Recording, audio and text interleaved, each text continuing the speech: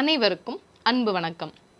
இறைவன் நாமத்தால் இன்னைக்கு நம்ம பார்க்க போகிறது ஐந்தினை 50. 11 கீழ்கணக்கு நூல்களுள் அகப்பொருள் சார்ந்த நூல் ஐந்தினை 50. இதனை எழுதியவர் மாறன் பொறையனார் என்னும் புலவர். இது கிபி 4ஆம் நூற்றாண்டை சேர்ந்த நூல் என கருதப்படுகிறது. முல்லை, குறிஞ்சி, மருதம், பாலை, நெய்தல் என்ற வரிசையில் 10 பாடல்களை பெற்றுள்ள நூல் ஆதலால் இதனை ஐந்தினை 50 என்று குறிப்பிடுகின்றனர். அன்பின் ஐந்திணைகளுக்கு உரிய ஒழுக்கத்தை சொற்சுவை, பொருட்சுவை கொண்டு இந்த நூல் அமைக்கப்பட்டுள்ளது.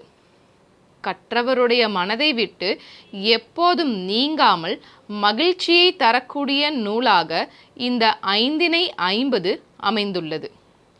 ஐந்தினை 50ம் ஆர்வத்தின் ஓதாதார் செந்தமிழ் சேராதவர் என்று கூறப்படுவது உண்டு. அதாவது இந்த ஐந்தினை 50ஐ படிக்காதவர் செந்தமிழ் இனத்தில் சேர்த்து கொள்ள தகுதி இல்லாதவர் என்று கூறப்பட்டு வருகிறது.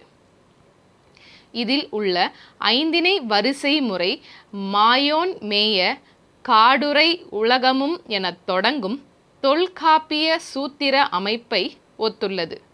இச்சூத்திரத்துள் காணப்பெறாத பாலை 4 வகை நிலங்களுக்கும் பொதுவானதாலும் உரிப்பொருளில் பிரிதல் ஒழுக்கத்துக்கு உரித்தலாலும் அதனையும் உடன்கொண்டு ஐந்திணையாக கூறுதலே மரபு. பாலை திணையை ஈச்செயலாக வைத்து இருத்தலுக்குரிய முல்லையில் தொடங்கி இரங்கலுக்கு உரிய நெய்தலை ஈச்சில் அமைத்து வைத்துள்ள வரிசை முறை சிந்திப்பதற்கு உரியது. சங்க காலத்தில் தமிழர்களின் அக வாழ்க்கையை ஐந்திணைகளிலும் படம் பிடித்து காட்டும் மிக சிறந்த இலக்கியமாக ஐந்தினை 50 விளங்குகிறது. வேற ஒரு சுவாரஸ்யமான தகவலோட உங்கள் அனைவரையும் அடுத்த காணொளியில் சந்திக்கின்றேன். உங்கள் அனைவருக்கும் என் மனமார்ந்த நன்றிகள். வாழிய செந்தமிழ் செம்மொழியாய்.